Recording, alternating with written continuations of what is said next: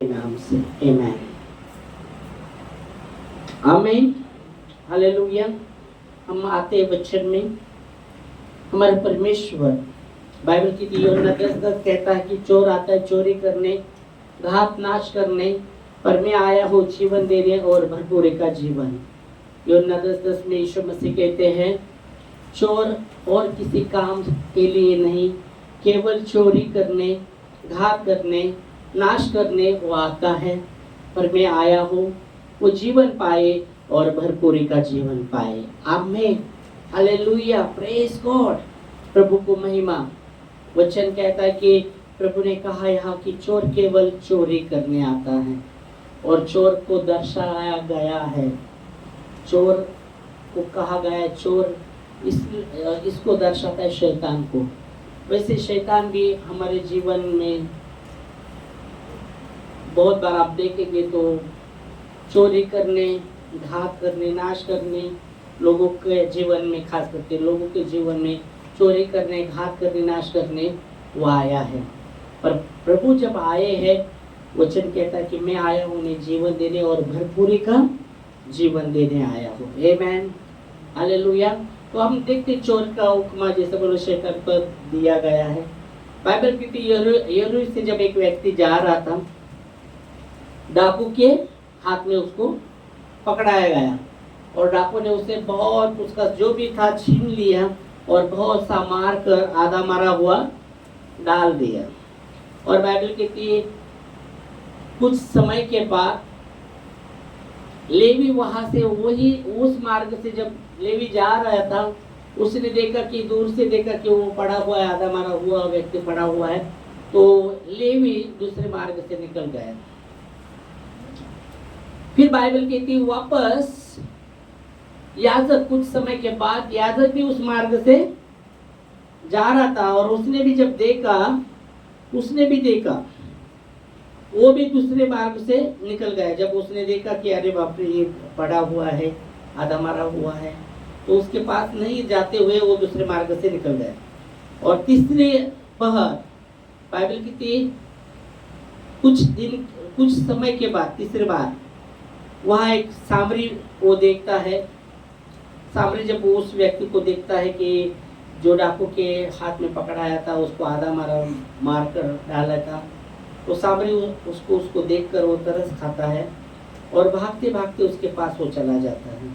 और जब वो उसके पास गया, वचन कहता है वो उसने दाख रस और तेल से उसके जख्म को बांधा पट्टी से, और जब बांधा उसने और अपने गधे पर उसने बिठाया और बाइबल कहती है उसको उत्तरशाला में लेके गया और उसको उत्तरशाले में रखा और उसको उत्तरशाली के व्यक्ति को बाइबल कहती है 2 दिनार देकर उस पर कहा ये इसका इलाज करो और जो कुछ इस पर खर्चा होगा आने के बाद में चुका होगा। हालेलुया। Praise God. अभी यहाँ आप देखते हैं तो यहाँ एक सवाल निकला था यीशु मसीह के सामने। यीशु मसीह कहता है कि पहली आज्ञा यह है कि अपने परमेश्वर से पूरे मन से, पूरे बुद्धि के साथ, पूरे शक्ति के साथ प्रेम करना, ये पहली और मुख्य आज्ञा है। और ऐसी इसकी जैसी दूसरी है, जैसे खुद से प्रेम करते वैसे अपने पड़ोसी से प्रेम करना। तो उस पर सवाल निकला था। ये स्टोरी बताने का उद्देश्य ये था कि वो कहता है मेरा पड़ोसी कौन है। वहाँ कहते कि मेरा पड़ोसी कौन है। फिर यीशु मसीह ने ये दाखिला कहा, हम देखेंगे वचन। ओके, लूका 10वां अध्याय और 30 से हम पढ़ेंगे। लूका 10वां अध्याय 30 से हम पढ़ेंगे।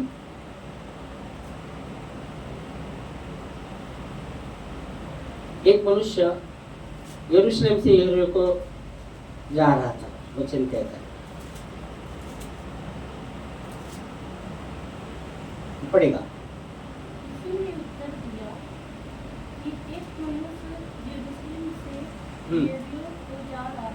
हाँ।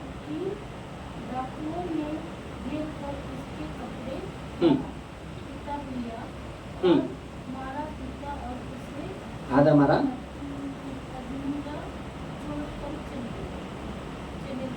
हाँ चले गए।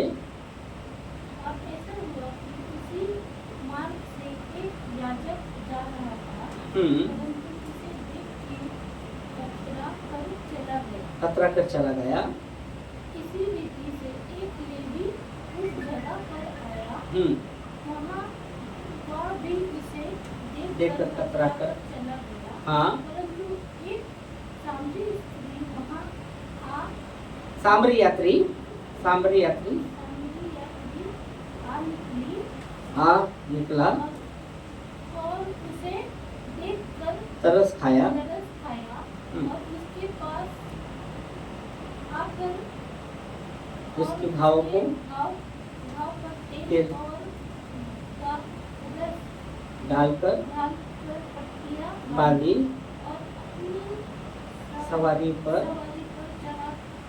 चढ़कर सराय में ले गया और उसकी सेवा की।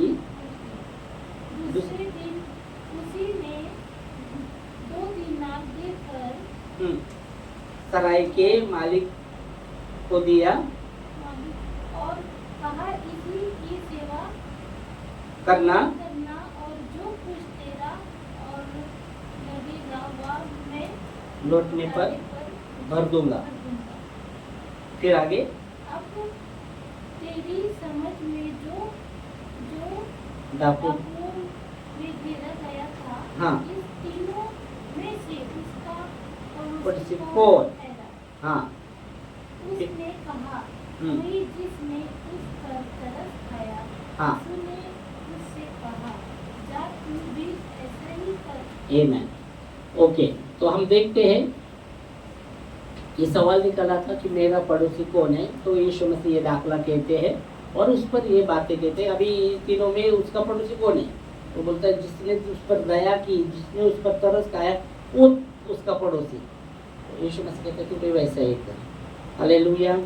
खास करके हम इस स्टोरी से क्या देख रहे, खास करके जब ये शब्द बाइबल की थी, डाकू के हाथ में वो यरूशलेम से यरीहो को जा रहा था, यरूशलेम से यरीहो को जा रहा था और बाइबल के डाकू के हाथ में वो पकड़ा गया और डाकू ने उसका कपड़ा बेपड़ा छीना, जो भी था उसके पास वो सब छीना और आधा मरा हुआ डाल दिया। उनको लगा ये मर गया है, आधा मरा हुआ डाल दिया और वो वहाँ से चले गए। वैसे शैतान, जैसे यूहन्ना 10:10 में हमने देखा कि शैतान चोर आता चोरी करने, घात नाश करने, वैसा शैतान आया है। उद्देश्य यही, शैतान का उद्देश्य वही है कि चोरी करने, घात नाश करने आता है, और मैं आया हूँ जीवन देने और भरपूर का जीवन। अब यहाँ डाकू का वर्णन किया है, डाकू या चोर या डाकू हम देखते हैं, ये शैतान को दर्शाता है। तो वैसे हम देखते हैं जैसे उस व्यक्ति के जीवन से सब उसका चुराया था और आधा मरा हुआ उसको, उन डाकू को लगा या मरा हुआ है, और आधा मरा हुआ उसको डाल के वो निकल गए थे। वैसे शैतान चुराने के लिए, चोरी करने के लिए, हत्या करने के लिए आया है। वैसे हम देख सकते कुछ पहले जब प्रभु को हम नहीं जानते तो हमारे जीवन में उसने सब कुछ चुराया था, हमारा सब कुछ चुराया था। हमको आशा नहीं था, जीवन का कोई आशा नहीं था, आशा उसने चुराया था। पर जब यीशु मसीह आए हैं और वचन कहता है उसमें हमें आशा मिला है। यीशु मसीह कहते हैं मैं आया हूँ जीवन देने और भरपूरी का जीवन। Hallelujah, praise God. तो यीशु मसीह, तो वैसे हम देखते शैतान चुराने के लिए, घात करने के लिए, नाश करने के लिए आया है, पर यीशु मसीह कहते मैं आया हूँ जीवन देने और भरपूरी का जीवन। वैसे सामने यहाँ व्यक्ति हम देखते उस यरूशलेम से यरीहो को जा रहा था, वो व्यक्ति जैसे हमारा परस्ती था जब हम प्रभु को नहीं जानते थे। बाइबल कहते याजक आता है, उसको देखकर कतरा कर चला जाता है। लेवी भी आता है, उसको देखकर कतरा कर चला जाता है। पर सामरी के स्वरूप में यीशु मसीह आया और वो जब वचन कहता है जब उसने देखा, सामरी ने उसको, वो व्यक्ति को देखते ही वो तरस से भर गया, दया से भर गया और उसके करीब हो गया। वचन कहता है उसके करीब गया, उस पर तेल, द्राक्ष रस, जो भी उसके घाव थे उस पर डाला और पट्टी से बांध कर, वचन कहता है उसको उत्तरशाली में लेके गए और उत्तरशाली के व्यक्ति को कहा इसका उसकी सेवा की, वचन कहता है। और दूसरे दिन उसको 2 अनार देकर, 2 सिक्के देकर वचन कहता है, उसको कहा इसकी सेवा कर, इसकी सेवा करो, और जो उस पर और भी जो भी खर्चा होगा तो आने के बाद मैं चुकाऊंगा। Hallelujah, praise God. उत्तरशाला एक कलीसिया को दर्शाता है। Hallelujah, praise God. तो परमेश्वर का वचन में हम देख सकते हैं यीशु मसीह आए हैं जीवन देने, और भरपूरी का जीवन देने आए हैं। और उद्देश्य वचन हम देख सकते हैं, यीशु मसीह में हमें अनंत जीवन की आशा है। इसलिए बाइबल कहती है, जो संसार में लोग जो शोक करते हैं वैसे तुम शोक भी मत करो, क्योंकि उनको कोई आशा नहीं, तो प्रभु में हमें आशा है। Amen, hallelujah, praise God, praise God. परमेश्वर को महिमा। ये स्टोरी से हम देख सकते हैं कि उसका पड़ोसी कौन है। उसका पड़ोसी वचन कहते हैं, इन तीनों में से जब कहा गया उसका पड़ोसी कौन, तो उसने कहा वो सामरी ही है, सामरी ही है उसका पड़ोसी, क्योंकि उस पर उसने दया किया। और यहाँ यीशु से तुरंत उस व्यक्ति को कहते हैं, ये वचन में जब हम देख रहे, क्योंकि सवाल निकला था, तो वचन हम देखते, उस जो शास्त्र को जानने वाला उस व्यक्ति ने, ये हम देख सकते, उसे सवाल निकाला था। और यह वचन में हम देखते कि यीशु मसीह जब दाखला बताते, तो दाखला बताने के बाद वो व्यवस्थक पक्का, मतलब एक व्यक्ति था, वो व्यवस्थक पक्का, मतलब व्यवस्था का बहुत कुछ जानकारी रखता था। हम देखेंगे वचन, तो 25 पढ़ेंगे उसका ही, हमने 30 से 31 से पढ़ा, 25 से हम जब पढ़ते हैं, कौन आया था यीशु मसीह के पास और क्या बात कर रहा था, उसने हमको मिलता है। और फिर यीशु मसीह ने ये दाखला कहा, 25 से पढ़ेंगे। और देखो, एक व्यवस्थापक उठा और वो यह कहकर उसकी परीक्षा करने लगा, हे गुरु, अनंत जीवन का वारिस होने के लिए मैं क्या करूं? उसने उससे कहा, व्यवस्था में लिखा है, तू कैसा पढ़ता है? उसने उत्तर दिया, तू प्रभु अपने परमेश्वर से अपने सारे मन से और अपने सारे प्राण से और अपनी सारी शक्ति से और अपनी सारी बुद्धि के साथ प्रेम रखना। उससे कहा, तूने ठीक उत्तर दिया, ये कर, तू जीवित रहेगा। पर उसने अपने आपको धर्मी ठहरने की इच्छा से यीशु से पूछा, तो मेरा पड़ोसी कौन है? तब यीशु मसीह ने इस पर ये दाखला बताया उस व्यवस्थापक को। और जब प्रभु ने पूछा, ये तीनों में उसका पड़ोसी कौन? तो वो व्यवस्थापक बोलता है, जिसने उस पर तरस खाया, वो सामने उसने जो तरस खाया, उस पर दया की, वही उसका पड़ोसी। तो यीशु मसीह कहता है, जा तू भी वैसे ही। Hallelujah, praise God. अभी सामरी के स्वरूप में यीशु मसीह हमारे पास आए हैं। आमेन। सामरी के स्वरूप में परमेश्वर प्रभु यीशु मसीह हमारे पास आए और उसने हम पर दया किया है, उसने हम पर दया किया है। और परमेश्वर का वचन कहता है, हमें भी दया करना है। आमेन। और यीशु मसीह में अनंत जीवन है। अनंत जीवन क्या है?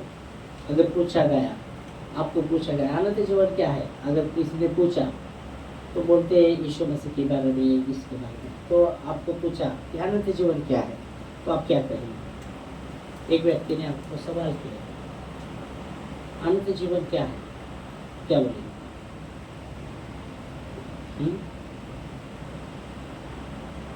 इसलिए बोल दिया अनंत जीवन क्या है। तुम बोलते हैं यीशु मसीह के बारे में, आप यीशु मसीह पर विश्वास करते हो कि वह अविश्वासी हो सकता है, और वो पूछने लगा अनंत जीवन क्या है, तो क्या बोलेंगे? यह विश्वासी बोल अनंत जीवन क्या है। कोई विश्वासी भी पूछे अनंत जीवन क्या है, हमें उत्तर देना आना चाहिए। हमने वचन में, चोर आता है चोरी करने, नाश हत्या करने, पर मैं आया हूँ जीवन देने और भरपूर का जीवन। और अनंत जीवन क्या है? अनंत जीवन क्या है बोला तो हम क्या करेंगे? क्या बोलेंगे? क्या उत्तर देंगे? मरने के बाद भी जीवन है। अनंत जीवन, मरने के बाद भी जीवन है। वो बोलेगा मरने के बाद जीवन है, किसने देखा? हाँ, ये बोलते हैं। है ना? किसने देखा नहीं है, लेकिन हाँ, उसको मालूम वो तो व्यक्ति बोलने लगा, तुमको क्या पता कि किसने देखा मरने के बाद जीवन है क्या नहीं? हाँ, क्या मरने के बाद जीवन है? तभी आनंद का अगर विश्वासी बोला ऐसा वचन है क्या? अविश्वासी तो नहीं बोलेगा, और विश्वासी पूछ रहा है ऐसा वचन है क्या, फिर क्या बोलेगा? विश्वासी तो पूछेगा ना, अविश्वासी बोलेगा ठीक है मरने के बाद तुम बोलते ही खतरा आनंद जीवन। पर आनंद जीवन कहाँ है? वो आनंद जीवन किसमें है? स्वर्ग में है? किसमें है आनंद जीवन? प्रभु में है ना। प्रभु में। अनंत जीवन प्रभु में। तो बाइबल कहती है अनंत जीवन क्या है? अनंत जीवन मरने के बाद जीवन है, अपन बोल सकते हैं। अनंत जीवन क्या है? यूहन्ना 17वां अध्याय 1 से 3 पढ़ते हैं तो अनंत जीवन ये है, एकमात्र परमेश्वर को पहचानना और उसके पुत्र को पहचानना, यही अनंत जीवन है। यूहन्ना 17वां अध्याय 1 से हम 3 पढ़ते हैं वचन, तो वह हमको मिलता है अनंत जीवन के विषय में, खास करके 3 वचन में ही आपको मिलेगा। तो अनंत जीवन ये है, एकमात्र परमेश्वर को पहचानना और जिसने उसको भेजा है उसके पुत्र को पहचानना। पढ़ो। और अनंत जीवन यह है कि केवल तुझे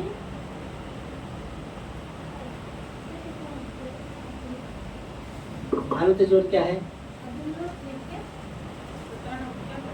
हाँ 17 का 3 एक से ही पढ़ेंगे तो चलेगा, पर सब 3 पढ़ो पहले। और अनंत जीवन यह है कि तुझ एकमात्र तुझे एकमात्र सच्चे परमेश्वर को और मसीह को जिसने भेजा है जाने। अनंत जीवन ये मात्र परमेश्वर मतलब तुझे और तेरे जिसको तूने भेजा है उसको जाने, मतलब यीशु मसीह को। अनंत जीवन यही है, एकमात्र परमेश्वर को और जिसको तूने भेजा है उसे जाने। समझ में आया अनंत जीवन क्या है? अनंत जीवन यीशु मसीह में हम देख सकते हैं, हम देखते और यहाँ वचन कहते हैं एकमात्र परमेश्वर को जानना और उसने जिसको भेजा है यीशु मसीह को, उसको जानना। अनंत जीवन इसमें है, यीशु मसीह में, उसके पुत्र परमेश्वर में, परमेश्वर के पुत्र में अनंत जीवन है। Hallelujah, praise God. और इसलिए यीशु मसीह कहते हैं मैं आया हूँ जीवन देने और भरपूरी का जीवन, भरपूरी का जीवन देने आया हूँ। Hallelujah, praise God, praise God. यहोवा का भय मानना बुद्धि का आरंभ है, परम परमेश्वर को पहचानना यही समझ है। और बाइबल कहती है नम्रता और परमेश्वर का भय मानना धन महिमा और जीवन होता है। आमेन। प्रभु को धन्यवाद वचन के लिए। और इस समय हम प्रभु भोज में भी भाग लेंगे, अपने मन की तैयारी करेंगे। परमेश्वर का वचन हमको कहता कि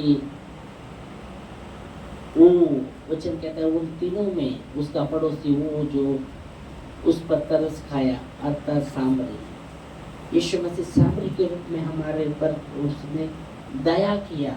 हम शैतान ने हमें हमारा सब कुछ छीना था, आधा मारा हुआ डाला था, पर परमेश्वर का वचन कहता है कि सामरी के रूप में यीशु मसीह आया और उसने हमको देखा और हम पर तरस खाया, हम पर उसने दया किया।